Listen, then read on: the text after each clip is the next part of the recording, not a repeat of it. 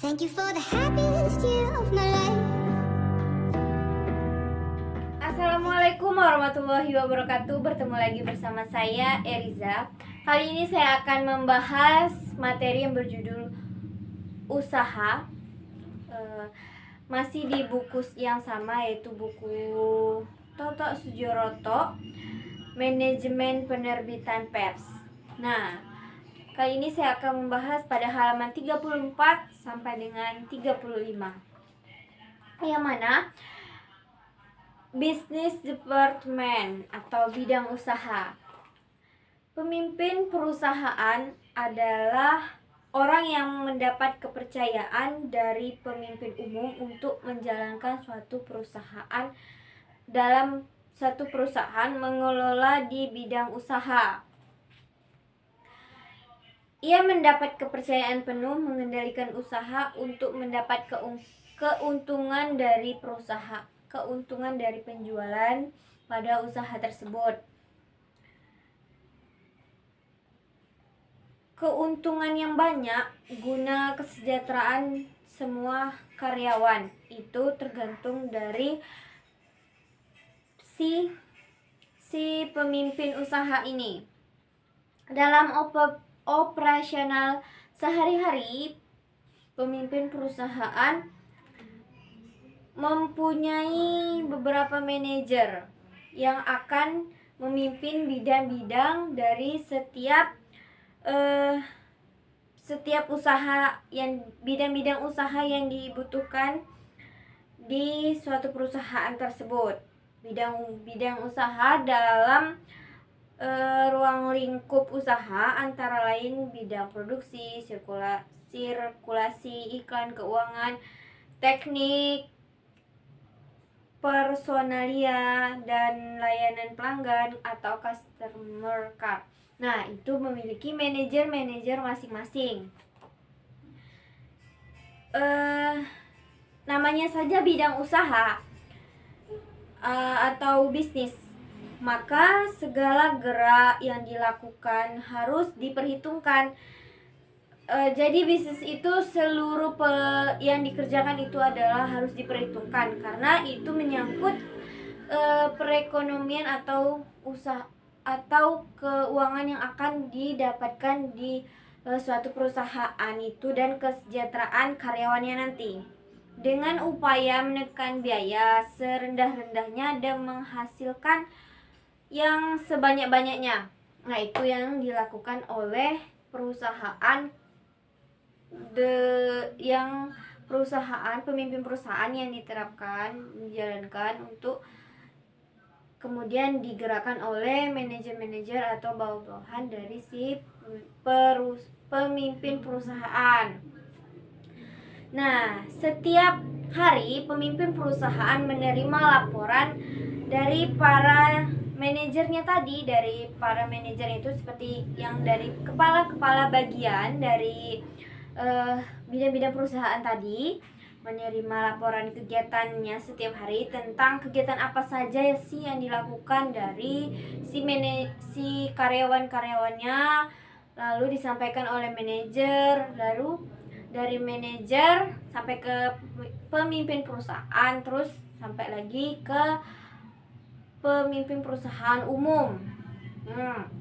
Berdasarkan laporan-laporan setiap hari yang disampaikan oleh manajer-manajer per bidang tadi, pemimpin perusahaan mengambil langkah-langkah untuk menentukan arah usaha sehingga perjalanan sesuai dengan keuntungan yang sudah digariskan. Jadi dari laporan tersebut, pemimpin perusahaan dapat merencanakan pergerakan di bidang ini harus melakukan apa. Jadi dari laporan-laporan setiap hari seperti itu, agar tersusun dan terarah jalan suatu bidang yang dilaporkan atau bisnis yang dijalani tersusun agar tidak ada kerugian di suatu hari.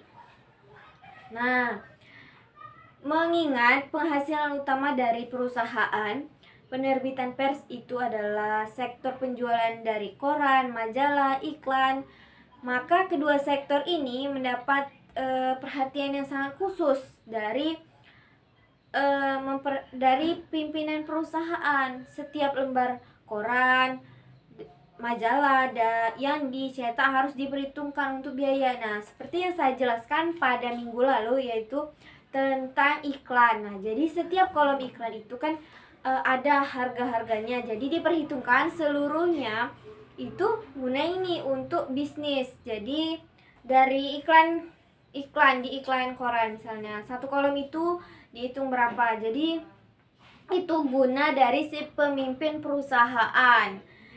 Nah, sedangkan iklan harus mampu memperoleh sebanyak-banyaknya, mengingat sektor iklan ini adalah andalan utama dari suatu perusahaan di media pers ini. Nah, ini adalah penghasilan yang paling besar, dan pemimpin perusahaan harus benar-benar mampu memanajemen tenaga kerja yang ada di perusahaan agar pekerjanya maksimal melakukannya itu. Seperti itu. Pemimpin perusahaan harus mampu menempatkan tenaga kerja sesuai dengan bidang. Jadi misalnya di bidang produksi, dia memang harus di bidang produksi, jangan di bidang sirkulasi, agar hasilnya itu sesuai atau pas, seperti itu. Dalam kegiatan-kegiatan tertentu, pemimpin perusahaan harus mengadakan koordinasi dengan pimpinan redaksi untuk membahas yang dihasilkan agar sesuai dengan keinginan pasar. Jadi, pemimpin perusahaan itu pemimpin perusahaan, manajer, terus pimpinan redaksi. Jadi ketika rapat itu harus ada pimpinan redaksi untuk membahas laporan-laporan tadi yang diterima setiap hari. Itu dibahas bagaimana keinginan pasar yang harus dipenuhi. Jadi pemimpin perusahaan itu berhak menyampaikan masukan kepada pimpinan redaksi, topik atau berita yang apa saja yang masyarakat butuhkan atau sesuai dengan pengamatan yang dilakukan di lapangan atau sales.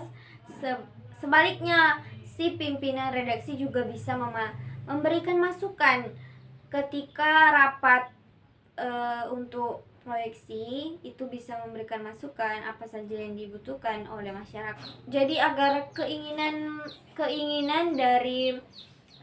dari masyarakat itu terpenuhi.